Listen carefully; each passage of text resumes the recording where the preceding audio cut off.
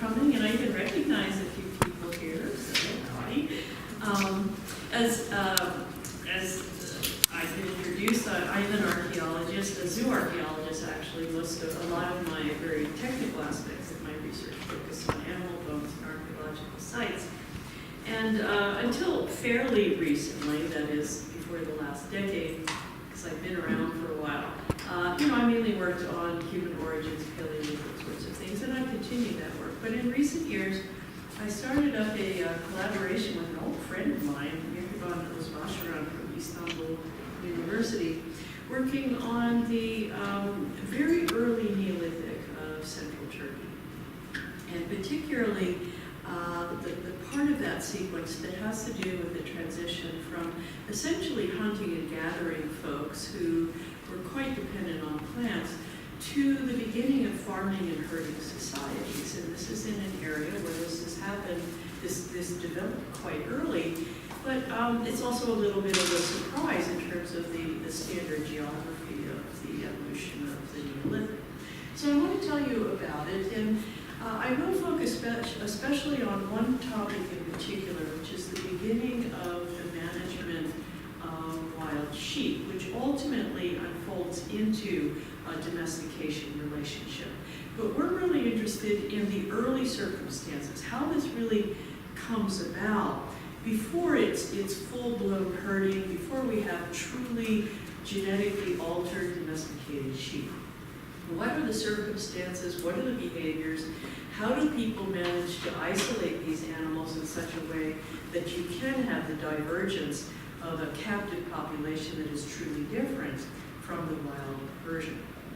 So this is really a trade-off between hunting and gathering and a broad spectrum diet to one that ultimately becomes very, very much centered on the management and ultimately the captive breeding of sheep, and also some goats too. It's mostly a story about sheep, but in parallel to that, they're also doing the same thing with wild goats. They just don't keep as many of them.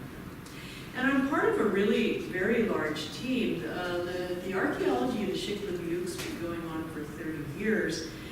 In the last 10 years, my colleague Mary Basharan took over that project, and that's when she invited me to become part of it. And I have an organization role in that I've been bringing more experts and helping to coordinate and fund the archaeological science end of the project. So we have geoarchaeologists, we have chemists, we have phytolith experts, along with the more classical areas of research, the zooarchaeology, the architectural analysis, the macrobotany, and so on. But it's a big team, and I'm only one part of it. And actually, this isn't even everybody, but this is a lot of us, and we look a lot cleaner there than would be normal. This is Bayram in August of that year. And I just wanted to show you this, the person in the older of the two people in the yellow oval there. That's Dr. Basharan, my longtime colleague. So Aşıklı Höyük is located in Central Anatolia, and in a particular province called Cappadocia, of historic fame. It's a very volcanic region, extremely active volcanic region, and even in this last summer, one of the volcanoes started to emit a bit of gas. So it's not asleep, although you couldn't see it. The geologist detected it. And this area that this community was founded in is fed by a short but perennial river that is continuously fed by rainfall and snowmelt from the Melindres Mountains. These are not the full Taurus Range, they're a bit north of that, but you can see the Taurus Mountains, foothills of the Taurus Mountains below and behind it. Now this area, this is the location of Aşıklı Höyük, about halfway downstream, and you see this sort of green mass in the upper left-hand corner. That's not fresh, it's a lake, but it's not a freshwater lake. The green is deceptive there. This is a massive saline basin and salt lake, and has been salty for really quite a long time, certainly since the people of Aşıklı Höyük settled in that area. This is just a view. Actually, this is the view from the porch of our dig house. And Aşıklı Höyük is not far from here. This is the Hasan Dağ volcano. And actually, this is, we believe, depicted in a later Neolithic site called Central Anatolia on one of their murals as erupting. And it did actually erupt in the Neolithic period. But it's actually much closer to Aşıklı Höyük. And it's in this vicinity that we have some really fantastic obsidian sources. Obsidian is volcanic glass. It is a really great raw material for chipstone technology, and especially if you're very dependent on stone blade making. And these people were. Within 30 kilometers east of Aşıklı Höyük, you have at least 5 major sources of high quality obsidian. Now this stuff's really interesting because this community was very dependent on the use of obsidian and used these sources, especially 2 or 3 of them, very extensively. And meanwhile, we have other people coming into the area from the Levant and elsewhere, coming in, mining the stuff, working it down to high quality cores, and actually exporting it out. But amazingly, in that same time frame, Aşıklı Höyük is using the obsidian extensively, but not engaging in that trade. Not doing that. And it's quite, and this is one of the windows onto the kind of the outlook of this community, a thriving community founded on propagation of plants, and yet they're just doing their own thing. They're actually surprisingly insular in this period, even though there is this kind of, you know, international network of very low level coming in, mining and exportation of this obsidian. And it turns out that a lot of these early communities that really start to invest very heavily in the kinds of behaviors that ultimately lead to the domestication of cereals and pulses and domestication of caprines, which is sheep, goat, or boat, tend to be these insular sort. They're not the ones that are really interested in the international trade. And yet they do obtain certain kinds of seed stock through a loosely organized network. And I'll return to that in a minute when we talk about the plants. But they're really not very interested in the outside world, except for a few innovations which they then take advantage of. Now, we've been doing a lot of radiocarbon dating work with the collaboration with Jay Quaid from the Radiocarbon Laboratory in UA Geosciences. And at this point, Aşıklı is probably one of the best dated tells in all of the Middle East. And we already knew that level 2, which is all really quite well known has been for many years. We knew a lot about the age of that, but we really wanted to know about the earlier layers. And Aşıklı Höyük has 4 major, very well-preserved cultural layers. And levels 4 and 5 we knew very little about until recently. This last decade of archaeological work has been focused especially on learning about these early folks. And we now know that the community was established by 10,400 years ago. So this is pretty early Neolithic. It's all pre-ceramic. And then we have a continuous occupation of the mound for about 1,000 years.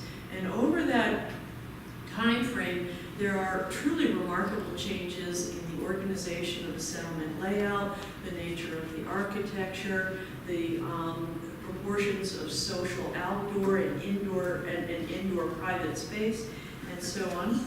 And as is typical of mounds, you have these deep deposits. In this case, they go up to, well, it depends on where you're looking at the mound, but it can be anywhere from 11 to 15 meters of sediments. And these are what we call anthropogenic sediments. They are created entirely by people. The garbage these people generate, the clay that they mine and bring onto the mound for their architecture.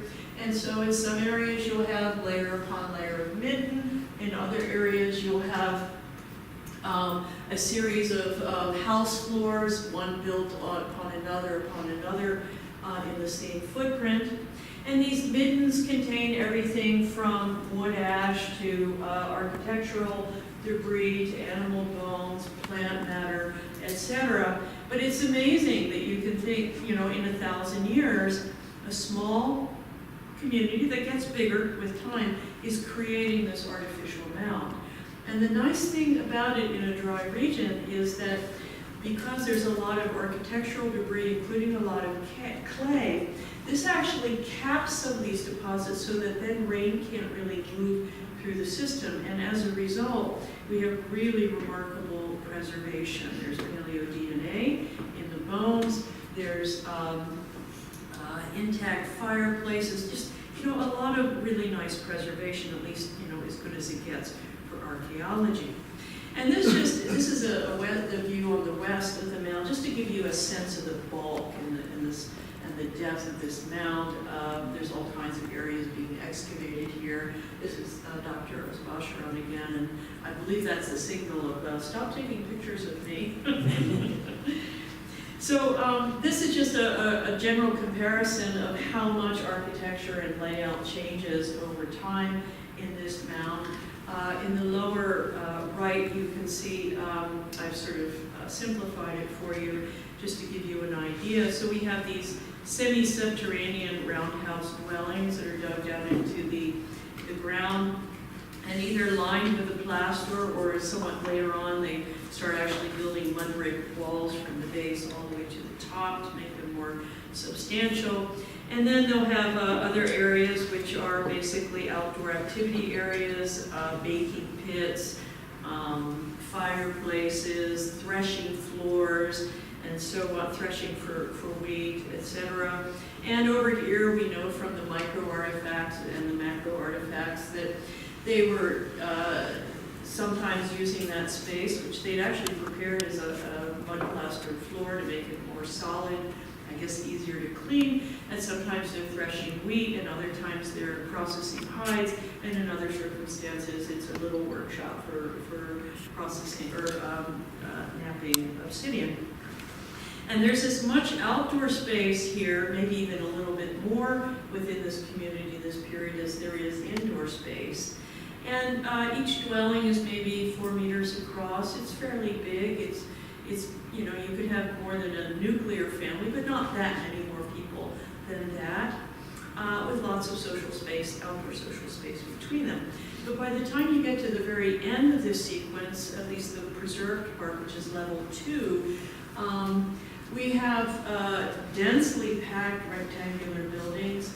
Every building has its own freestanding walls, but some of these walls are so close together that you can't even pass between them. And then quite typically you'll just put trash in there.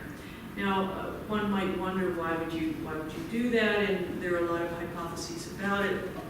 But by filling that gap in between with trash, you're actually increasing the thermal mass of these buildings, which has some benefits both in the summer and the winter. So it's a very different way of using space. And there are only a few, let's say, public pathways in this later period through the community. And then there are a bunch of communal middens where most of the trash is going that doesn't go between buildings. So what is a midden? This is a trash heap or a midden? Yeah, a midden is a trash heap. Sorry. Yeah, it would be an area that you throw pretty much everything that you don't want. And these people cleaned up a lot. So if they might butcher an animal and they process the bones and they make some stew, etc., they'll then take those bones and move them to the midden. They really do clean up a lot. And the other thing that's interesting in this period is there are no entryways in the walls of the buildings. And some of these walls are preserved up to this high, so you probably know it if there was a door inside. What seems to be instead going on is that by this period, all of the entryways are through the roof, just as they are famously in the later Neolithic site of Central Anatolia. And what that also means is that a lot of the social space is up on these roofs as well. So this is a tradition that appears in Central Anatolia in the architectural trajectory of Aşıklı Höyük. So very different organization of space. And then to give you a sense of what these houses look like, this one is again from the later occupation, level 2. You can see it's a rectangular mud brick structure. Its foundations are built directly on the ground level of the period. And there's a lot of the very typical domestic things that you would expect to see in what essentially functions as a residence or a home. Here is a large fireplace. Some of the stuff, the trash hasn't been removed on top. There's some fallen blocks. But it's it has a stone pavement, it has a liner on it. Regularly cleaned floors. They didn't leave a lot of trash inside these buildings. And then you have a plastered floor, mud plastered floor. A couple of work areas. This is a raised bench, and I don't know if you can make it out, but there's a flat grinding stone that's been embedded in there. And then over here is another type of grinding stone, and yet another there. No doubt there are sleeping areas in here, and so on. But anyway, it's made of mud brick. But then you go into the earlier periods, and you have a very different kind of domestic architecture. Now, all the holes you see in the floor, there's a little bit deceptive. Every time an archaeologist finds any hint that a floor has been broken through, something's been put underneath and then replastered over, they go down into that pit to see what they have. And some of these would have been used for storage and then are subsequently cleared out. Others were put for your relatives go in there, and then they would plaster the floor over again and continue life on top. And this is a very typical pattern. It doesn't mean that everyone gets buried this way, but the majority of the older women were buried that way. Some of the men. Of our adults, 2/3 are women. 2/3 of the adults. That's pretty high. And it seems to be a very strong bias that we see in a lot of these Neolithic communities. And you wonder, well, where are the men?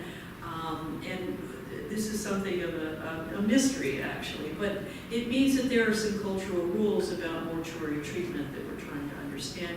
And then, of course, children are getting buried in here as well. Then they plaster over that burial, and then they continue to live in the footprint of that house. And you can have several repetitions in the renovation of that building with a whole new set of floors, and again, people will be under those floors. So there's something about the household and connections with the deceased that's already very strong in these early periods. Okay, and I'm a zooarchaeologist, that's what I know the most about, but I want to tell you about plants a little bit because in these societies, a lot of the dynamics that we see and their evolution is predicated on this dependence on plants, both as a raw material in construction and fiber working, but also as a major point of the food, source of the food. So I'd say there's 3 categories that are really important to these people. One are the cereals, and mainly wheat, but also barley, and there are many different species.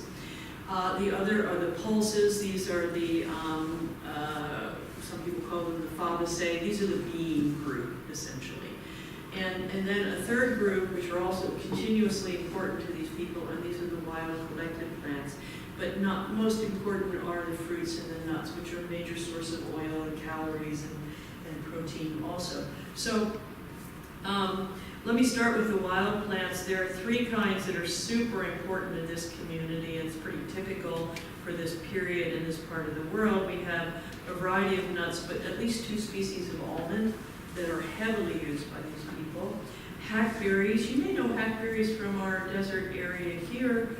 There's another species that grows here. It actually looks a lot like that, but it's native. And then plums, various kinds of prunus, but especially slow plums and whoops and things like that. And then among the pulses, there are at least 4 different types. There's peas, there's lentils, there's vetch, which we don't eat that much now, but in some parts of the world they still do, and chickpeas.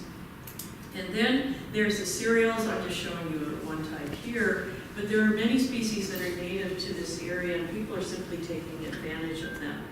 Now, the interesting thing about Aşıklı is that it's pretty clear that the whole reason that that community is on a river terrace and right on next to the active floodplain is because they settled there to cultivate. That's really why they're there. These were hunter-gatherers already using plants very extensively, but now they're really dedicated to cultivation. And this sets the ball rolling for the evolution of this community in some pretty distinctive ways. And it also sets up some problems for them. Problem number one is that because they're sedentary, they're growing a lot of crops. Actually, let me go back to this. They're growing a lot of crops. Well, this means that they're also using up the animal food supply that's immediately around, and because they're also now engaging in a lot of food storage, that this settlement immediately becomes a magnet for a variety of crop pests. And two in particular, based on a study, an MA study that our student from Anthropology, Cassie Bailey, has done, shows that in particular the adorable dwarf hamster and wood mice become very prevalent inside buildings. And we find their remains especially in indoor areas. So they're invading, as soon as these people are making these commitments, they have this coevolutionary relationship that they can't prevent, which are these animals that really like to steal these kinds of foods. So, one more thing I want to say about the crops before I move on is that we know at Aşıklı Höyük that they developed a special type of wheat, which we call new bloom or free threshing wheat. It's a variant of emmer that when you shake it and you beat the dry heads, these seeds will separate fairly easily from the husk. Now, there are lots of societies that use emmer, and there are a lot of different variants that have evolved in these different communities, but there's a type that the earliest ones we're finding are actually at Aşıklı Höyük. So what this means is that at least some varieties of cultigen that ultimately are domesticated, at least a few happened in this community, but not all of them. So they're working with other cultigens like lentils and chickpea, which probably actually come from other areas, and they're trading out for these seeds and then running their own domestication experiments and perfecting them for their area. So it's obvious that this community is kind of involved in some local domestication processes with plants, but also hooked into other communities and are trading seed stocks and know-how. But they're still, in terms of their material culture traditions, they're very insular, surprisingly insular. So, it turns out that there's some very interesting things going on with animals as well. When this settlement is first founded, and that's represented by level 5 down here, they have a very mixed meat diet. A lot of it is coming from a wide variety of small animals, including hares, tortoises, turtles, fish, wild birds, etc. In addition, they're eating a variety of large hoofed animals represented by this wild aurochs here. And that includes 3 species of deer, pig, wild cattle, two species of equine, that is wild horse, and a type of wild ass that was native to the area. Very broad range of things that they're eating, and all of those animals were hunted. They never came under domestication until much, much later in prehistory. But in addition to that, they're eating a lot of what we call caprines, sheep and goat, but especially sheep. Now, in this period, most of what they're obtaining is probably hunted as well in terms of the caprines. That's a very typical wild diet. And in addition, they're hunting wild predators in the area, especially leopard, wolf, and brown bear. So these are very typical hunter-gatherers, exactly what you would expect them to be doing as a foraging society. But at this point, they're already settling down, and in this first level, they're either completely sedentary or semi-sedentary. They are there at least most of the months of the year, maybe not all, we're not sure. But by the time you get into level 4, they're already really committed to sedentary architecture. They're there to stay, and they may go out on forays in special, search parties or whatever for hunting and gathering. But now they've become a truly sedentary society. What's so interesting in the general sense about what happens to the meat use in this story is that you have the sort of relentless increase in the dependence on caprines and especially sheep over the course of this sequence. And 1/4 of the meat, by counting bone specimens, is coming from caprines in the beginning. By the end, it's 92%. So obviously, there's some really change in dependence and relationship with certain animals, and in this story. And what sheep and goat are mainly replacing is the use especially of small animals. They never really go away in the diet. People keep fishing for carp, for example, in the river, and they keep killing hares, probably that are invading gardens until the very end. But they're really declining in importance, and what's really increasing especially are sheep and goats. So we naturally wonder what's going on in this relationship. How is it coming about? What does it mean?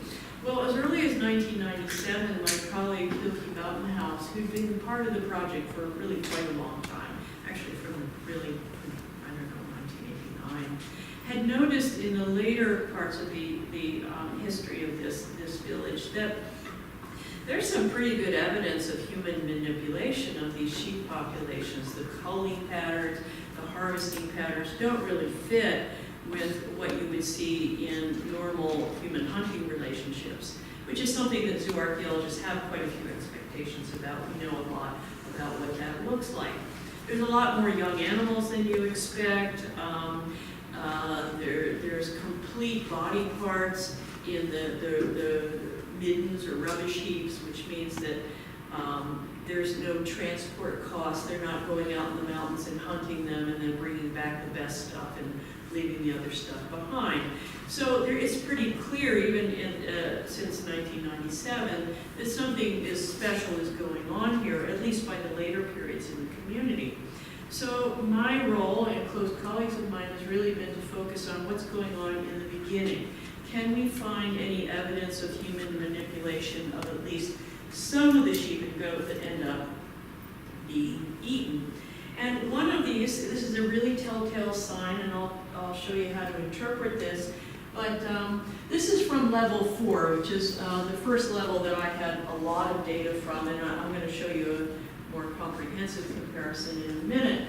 But one of the things that we look for is, do you find really strong sex biases in the animals that are dying? And so level 4 is one of these semi-subterranean pit house horizons, essentially people that are still hunting a lot.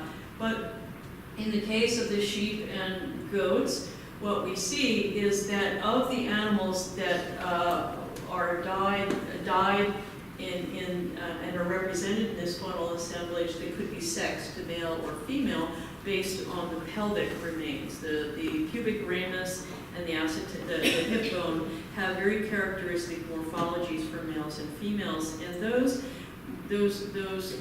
characteristics emerge by at least 4 to 5 months of age. So you can tell, and moreover, the pelvis, or the two sides of the hip, actually start out as several bones that subsequently fuse by a certain age, and that's about 6 or 7 months of age. So we can figure out the sex, and we can also figure out whether they're before or more mature than the age of 6 to 7 months. And here's what we find out. Of all of the females, 10% are unfused. That is, 10% of the females died before the age of 6 to 7 months, but 90% were allowed to live beyond that age. The situation for males is very, very different. What we see is that 60% of all of the males in this early layer are dying before 6 to 7 months of age. That's not, and then 40% are allowed to live beyond that age. This is not a typical hunting pattern at all, and the extreme bias between males and females tells us that humans are intervening in the survivorship of some of these animals. So that's one first clue that something funny is going on. that humans are manipulating and managing at least a few, maybe not all of the sheep and goats in this site that end up in the refuse, but a lot of them. Then, more recently, I looked at this kind of ratio of culling of males versus females for all of the different levels to see how persistent is this pattern change. So in level 5, although our samples are not quite what we want them to be just yet, we see that it's still 60% of males are dying very early, and this is the earliest level we have now. It's in other words, matching very well the pattern we saw in level 4, and matching very well the pattern we have in subsequent level 3. But by the time you get to level 2, it's really different. It's really, really different. Even most of the males are being allowed to live longer. Now, what you might not know about handling livestock is that, you have if you kill an animal before the age of 6 or 7 months, it's good food. It's good food. But if you keep growing them, you will get a much more larger mass of meat, and you also get a higher fat yield. But that takes a level of management and commitment that these early systems aren't really investing in. Now, what's happening with the females? Well, that doesn't change all that much. I would put a question mark here because our samples are not really large enough to know yet what exactly they're doing with the females. But the pattern isn't very different. With time, most females are allowed to live to an older age, never mind how old. Though there's actually, it looks like a little harsher culling of females, slightly harsher towards the later period. But even so, at least 80% are allowed to live onto an older age. So what's going on after animals get a little older? What's the story? Well, there are a lot of different ways we can look at this, and I wanted to keep these graphics pretty simple just to make some basic points. But, another way you can look at the ratio of animals that are dying overly young versus not overly young, very young, I should say, is to just say what's the ratio of milk teeth or baby teeth to adult teeth in the overall assemblage. And this tells you the story of actually a fairly gradual decline in animals that are being killed young. So that's just, part of the story from a zooarchaeology point of view. But, when you're trying to figure out something like this, another question is, are these animals on the site? Is holding animals captive a big part of the system or a little part? And this comes from some very different lines of archaeological evidence, 2 lines in particular. Plants have a silica skeleton in them that's microscopic, and that silica preserves really well, but you have to analyze it microscopically. So phytoliths, that silica skeleton, phytoliths, has been analyzed by one of my colleagues, Younger Dryas from Greece. And we can also look at sort of the microgeology of the residues in sites, and we can learn a lot about replastering floors. We can see what all kinds of micro-residues that relate to what was left behind after people cleaned up, like micro chips of obsidian, etc. And it turns out that we can also look at the microgeology, or what we call micromorphology, of poop. So Susan Menser has been able to help us tremendously in identifying not only dung, animal herbivore dung residues within the village, but distinguishing between those that have fallen in place right out of the animal and been trampled there. In other words, residue that relates to corralling of these animals, as opposed to using dung for a lot of other purposes. And these people recycle dung like crazy. It's definitely common in these early villages. They're using it as a medium in a binder, basically, in all kinds of mud plasters, and they're also using it as fuel. But there are, within even the earliest communities, these little pockets, and that's what this represents right here, these little pockets of trampled, in situ, primary deposition dung, which tells us that these animals are kept in small numbers early on in a few locations or enclosures between the buildings. not inside the building, but between them. And we even have some edges of wattle and dog fencing. But it's very, very small scale in the beginning. It's just a few animals here and there. We have some new data on urine salts too, but I'm not allowed to say much about that because that's just coming into publication now. But this makes the point. And not only that, but the phytolith residues in these primary dung deposits are predominantly grass from grasses, which is what you would expect from a grazing animal, which is sheep. And but there's also some pockets, rich pockets of leaves and twigs, which is much more typical of a browsing animal, which would be goats. But the proportions are really different.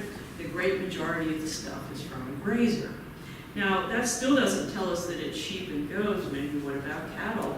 But there are other zooarchaeological signatures that tell us that the animals that are really being controlled by people are exclusively these caprines. Okay, so this is like really smoking gun evidence that they're keeping these animals in the community, and it also gives us kind of a scale for looking at the scope of this with time. Initially, these dung residues are just little pockets. In the next layer, they're a lot more common, the volume's increasing, and by the time you get to level 2, dung is everywhere. It's just dominating the middens, it's being used as a major fuel, etc. Okay, so I just want to remind you yet again that in parallel to this, the dependence on sheep and goats in particular is increasing continuously. So we take this as evidence that we have some of the earliest, perhaps the earliest example of early manipulation of these animals, sheep in particular, which leads ultimately to their domestication. Now, domestication takes another couple, I don't know, another 1,000 years to really bring about the morphological changes, the woolliness that we know sheep to have today, changes in their skull morphology, getting smaller, etc. But we're really interested in the human behaviors, in a case like this, the human behaviors that actually set this whole process into motion. And that also raises some questions on what are they really doing to make this even happen. We know that they settled on the floodplain, that they're already kind of tethered to plant cultivation. This is taking a lot of their attention. This is what the sedentary or settlement is really about. And it's quite possible that caprine management is really a secondary solution or response to being kind of stuck there and the problem of getting through winter. They're storing seeds, we know that, and the mice knew that too. But it also looks as if this early management of caprines is initially just a complement to hunting them in the highlands, but also taking a few young animals back, growing them for some months, possibly through the winter, foddering them, but on a very small scale, and it may just be another type of food storage of a wild food that you grow for some months, and that gets you through a really harsh Anatolian winter where snow cover in this part of the world can be really very deep, and it really cuts back on people's mobility for that season. So it's entirely possible then that people are not really thinking about herding these animals or developing herds early on. And in fact, there could be quite a significant jump from just taking animals in the same way that hunter-gatherers always take little baby pets and grow them for a while and then eventually eat them, to getting to the point where you're actually having these animals breed in captivity. And that, although we're still working on that, we think that transition is a very important one that's actually taking place between level 5 and level 3 in this particular community. Eventually, they're breeding these animals on site, and doing that is the part that really creates the genetic isolation to really develop an animal that is distinct behaviorally as well as physically, physiologically from the wild animals. But meanwhile, they keep that stock relatively wild, that the gene flow to keep it viable so it doesn't get too isolated to inbred is probably the continuous habit of bringing in new lambs all the time, raising them, and then just keeping a few for the breeding stock later on, letting them live longer. And what we see in Aşıklı is that more and more of these animals are allowed to live longer. So there are other lines of evidence that are important with that too, but now what I'd like to talk about is, in this last part of the talk, is where Aşıklı Höyük stands in the larger story of the beginning of herding and farming, its evolution. You have probably, since some of you are affiliated with Middle Eastern studies in some capacity or another, you probably heard about the Fertile Crescent and how the Middle East is an evolutionary homeland for the beginning of farming and herding ways of life, and that's certainly true. These kinds of things have evolved in some other parts of the world independently as well, but the Middle East is what is perhaps the earliest that we have. And others have, evolved independently in East Asia and North America, or not North America, Central and South America. So what we have in the case of Aşıklı Höyük is, first of all, really good evidence for an indigenous or endemic or local evolution and management of caprines alongside of a hunting culture. We know that some very interesting similar things are happening with some of the plants that they're cultivating, whereas some of the other plants they're cultivating are actually native to other areas and are coming in probably through traded seed stocks. That we'd like to understand more about that. We also know that Aşıklı, these changes are really gradual. It's not, a sea change or total gene changer at some point in the sequence. It's really a gradual set of changes. Everything has a lot of continuity with the history of the community. They're not being changed from the outside very much, although they must be aware of these other people. They may take an innovation once in a while from their contacts, but most of what you're seeing in these changes is really a grassroots kind of evolution. We also know from the radiocarbon work that this is an early case. It's not the only early case, but it is very early. And geographically, we're talking about Central Anatolia. We're not actually talking about the Fertile Crescent in the classic sense of the term. I'll come back to that in a minute. What we know is these settlers do have some know-how before they settle down here. They know a lot about plant manipulation. They are, they're very capable hunters, but even from the beginning, they already seem to be in the habit of propagation of animals in some sense or another as well. And so you wonder, where do they come from? They're insular, and yet they know these things when they settle down. So what's their story? How does it fit in this larger one of the Neolithic evolution of the Middle East? Well, the original term of Fertile Crescent, you're probably very familiar, is the Tigris and Euphrates river valleys on the eastward leg. It comes up to the southern Taurus range here, and then it extends down through the northern rift of the Levant, the Jordan Valley. And that was actually defined by an archaeologist named James Henry Breasted, and he was in 1914, I think is the first time he really defines it. And his purpose in defining it is really about these later early state societies and civilizations. But those of us who are interested in the Neolithic have kind of adopted it too, because the footings of those early civilizations, the evolutionary roots, really does trace back to these very early Neolithic societies as well.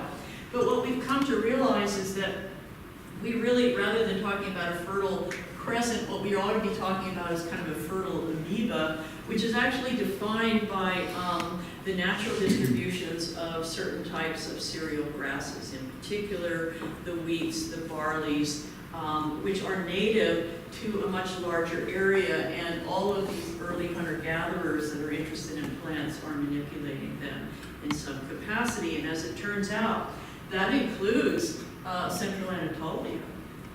Initially, the idea that archaeologists had about a case like Aşıklı Höyük and later really remarkable Neolithic societies of the Konya Plain is that they were just the first expansion of an already evolved Neolithic way of life.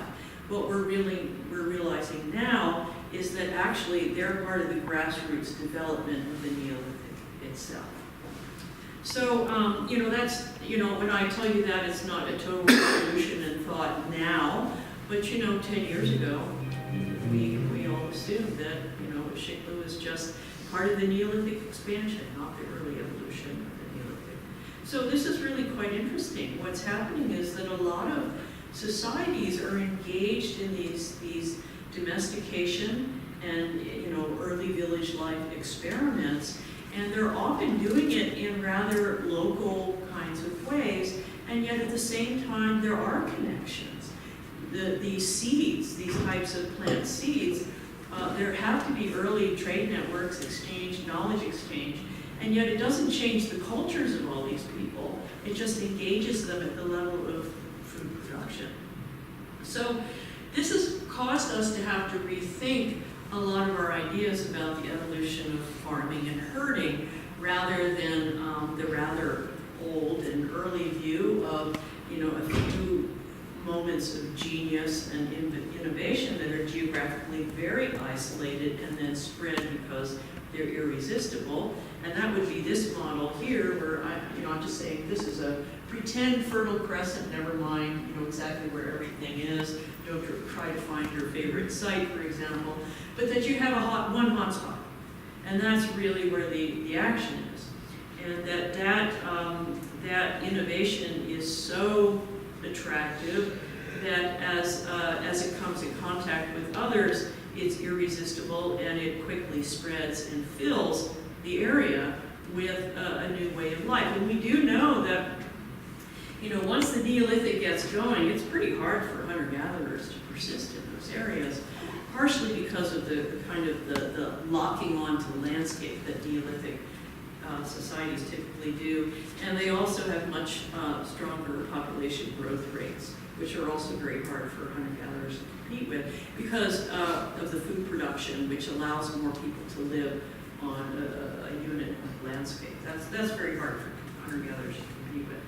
But there's another way to look at this, and increasingly the archaeological records forcing us to recognize this, is that in this period you have a lot of hunter-gatherers engaged in kinds of intensive uses of resources, each in some pretty distinctive regional ways or local ways. And so you get this kind of freckle pattern of coeval innovations that are only very, very loose. These people are aware of each other, and they do interact, but on a very low level.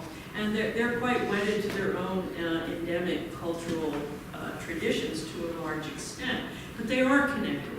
And some of them are growing pretty fast because of the innovations in production and developing certain kinds of plants that they're propagating, and then now engaging in growing animals in captivity, not necessarily yet producing herds, that they grow faster, and it looks as if there's a very quick innovation from one location, but actually it's happening simultaneously in a lot of different areas.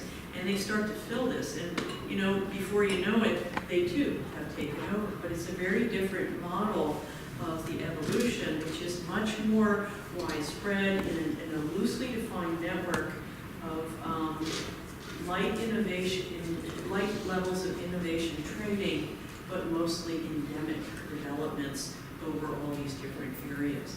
It's the archaeology beginning to realize, really high quality dating work that's allowing us to see that we have, surprisingly early developments, not exactly where we thought they were, but there are a lot of them, and they have a very strong local flavor.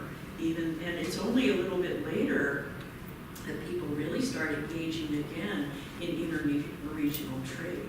And it's by the later part of the Neolithic that, yes, now ceramics, ceramics are being traded all over the place, people are moving obsidian, etc. That's later, actually, which is quite interesting, at least to some of us. So anyway, that's the end of my talk, and I'll be happy to take any questions that you have. This large project has been funded by a number of different sources, and it's only been made possible because of the hard work of a lot of different individuals and an international team, but led by our Turkish colleagues. So thank you very much.